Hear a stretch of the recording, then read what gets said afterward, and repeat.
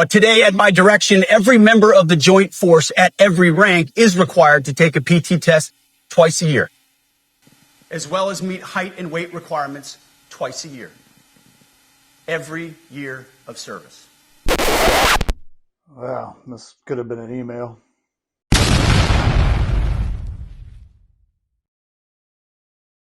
Before I ever stepped foot on a comedy stage, I was a Marine for about 6 years. I served between 2007 and 2013, went to 2 combat tours to Helmand Province, Afghanistan, Oorah'd, and got out as a corporal, later picked up sergeant in the IRR. Free sergeant, baby. And I watched this speech, and it just made me, most of the people in this audience are officers and people way above my pay grade. But I remember having to go to different briefings and listen to people that were far more powerful than me and way above my pay grade. So I highlighted a few items about the speech that I thought, man, imagine if I was a salty Lance Corporal sitting in there shitting my pants right now. So let's get to it. Right now, I'm looking out at a sea of Americans who made a choice when they were young men and young women to do something most Americans will not, to serve something greater than yourself, to fight for God and country, for freedom and the Constitution. Is that why y'all joined? I joined because there wasn't nowhere else to go for me. It was right after Katrina. My whole damn town got wiped out, but all right. Pete, I think most of us joined because maybe the recruiter told you about that Camaro you could get for 27% APR. I think some of us joined because that big titty goth girl broke up with us and we had nowhere else to go. God and country was at the bottom of anybody's list when they joined the military. And I'll tell you one thing, you ain't never going to see a Marine Corps billboard in a rich neighborhood. No more identity months, DEI offices, dudes in dresses. Shit, when did they start doing dresses? I mean, even the women had them little lady suits. Marine Corps Order Papa 1020 Tat 34 Gov doesn't have anything about dresses in it, so I don't know. Is it combat efficient? Can we get a dress? Pete, can we at least bring back the dress white uniform? Because my God, that was the sexiest uniform that the Marine Corps had. Bring that back, please. Make the dress uniform white again, please. Frankly, it's tiring to look out at combat formations, or really any formation, and see fat troops. Looking at you, Navy. Would you want him serving with fat or unfit or undertrained troops? This dude hates fat people more than Michelle Obama. Likewise, it's completely unacceptable to see fat generals and admirals in the halls of the Pentagon. From the halls of my McDonald's to the grease of Burger King. Today, at my direction, we are also adding a combat field test for combat arms units that must be executable in any environment at any time and with combat equipment. These tests, they'll look familiar. They'll resemble the Army Expert Physical Fitness Assessment or the Marine Corps Combat Fitness Test.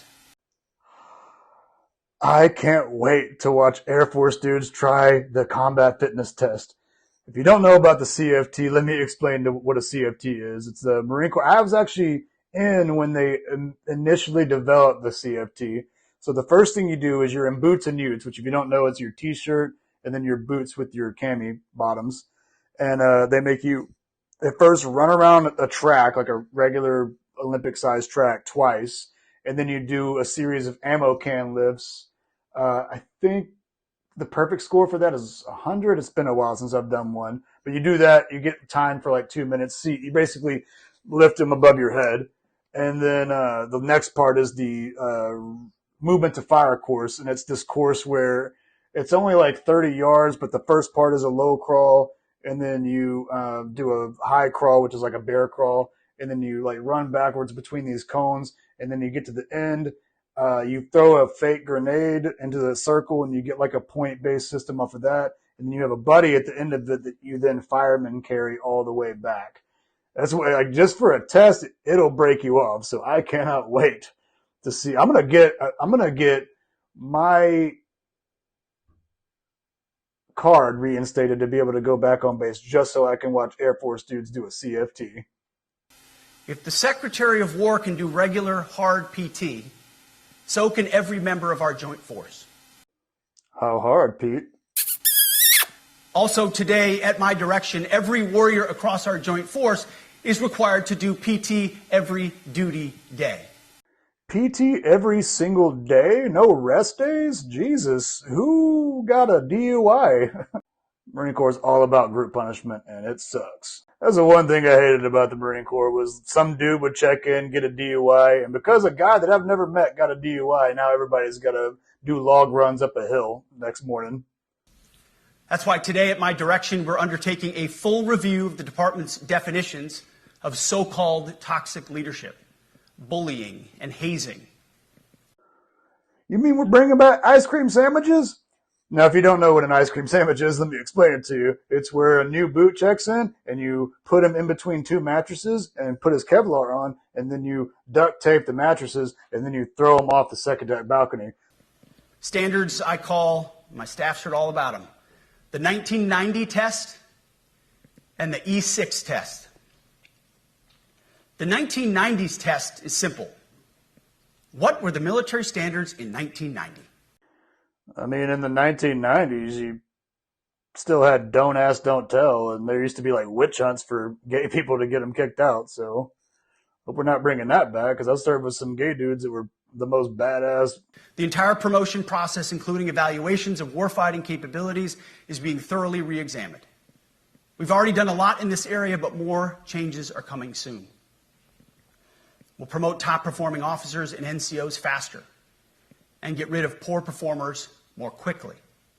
Evaluations, education, and field exercises will become real evaluations, not box checks, for every one of us at every level.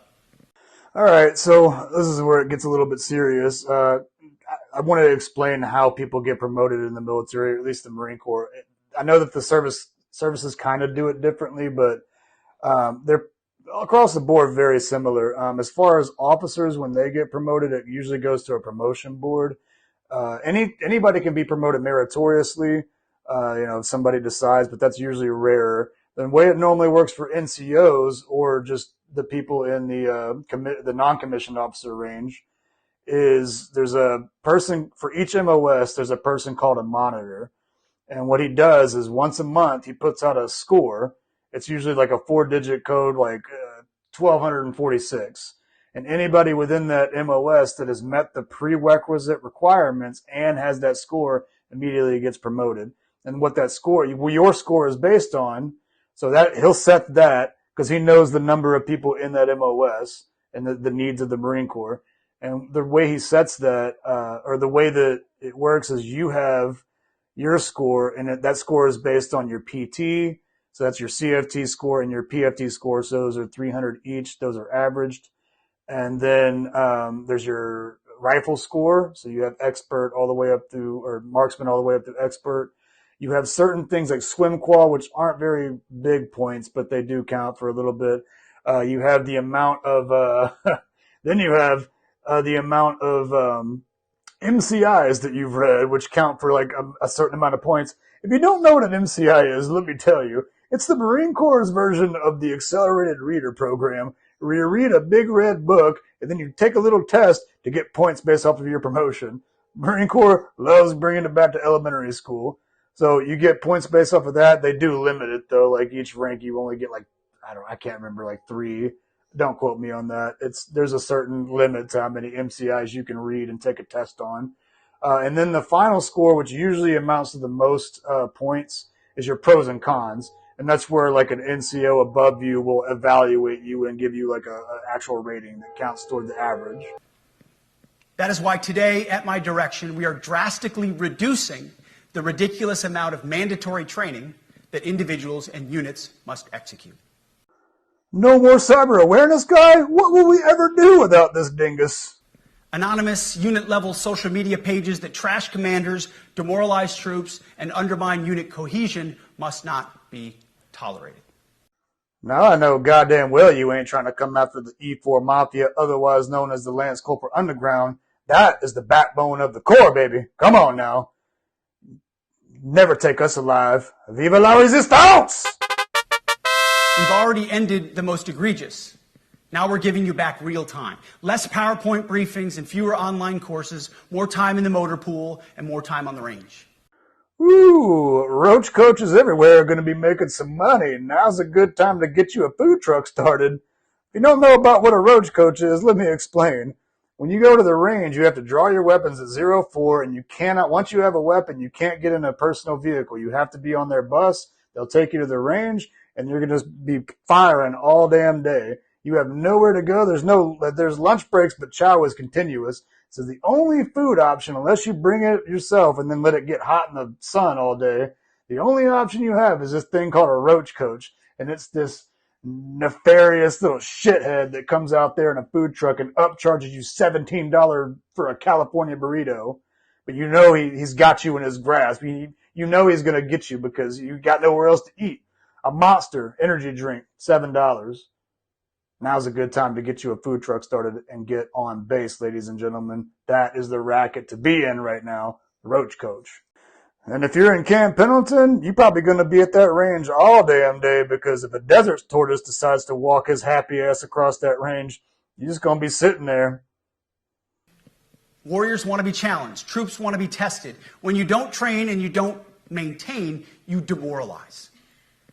And that's when our best people decide to take their talents to the civilian world. The reason that we decide to take our talents to the civilian world is because it pays better. That's nothing to do with being challenged. Come on. Better ingredients, better pay, Palantir. Basic training is being restored to what it should be. Scary, tough, and disciplined. We're empowering drill sergeants to instill healthy fear in new recruits, ensuring that future warfighters are forged. Yes, they can shark attack, they can toss bunks, they can swear, and yes, they can put their hands on recruits. Are we allowed to put them in dryers and kill them now? A core credo of the Marine Corps is every Marine a rifleman. I'm not going to lie, I never thought that we'd get to a point where the Secretary of War, I guess, is making every other branch the Marine Corps. Didn't think the Marine Corps was going to win. We never get the good budget. Welcome to that shit. The United States has not won a major theater war since the name was changed to the Department of Defense in 1947. Bitch, that ain't got nothing to do with us. It's always been a political lose.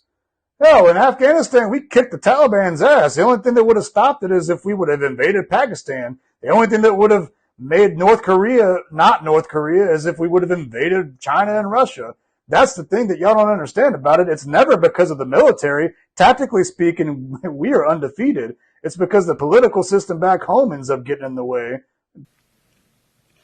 We are preparing every day. We have to be prepared for war, not for defense. We're training warriors, not defenders. We fight wars to win, not to defend. Defense is something you do all the time. It's inherently reactionary and can lead to overuse, overreach, and mission creep. War is something you do sparingly, on our own terms, and with clear aims. We fight to win. We unleash overwhelming and punishing violence on the enemy. We also don't fight with stupid rules of engagement. Jesus Christ, he's just throwing away ROE? Oh my God. Listen, rules of engagement are pretty important. I mean, it's what establishes making sure we're not murdering civilians. He's up with throwing away ROE? Holy shit. It was moments after this that President Trump announced that he was hoping that the U.S. military would use U.S. cities as training grounds. Look, I know that I joke about the reasons that I join and the reasons that other people join, but I know damn well that I didn't sign up to fight and hurt other American citizens.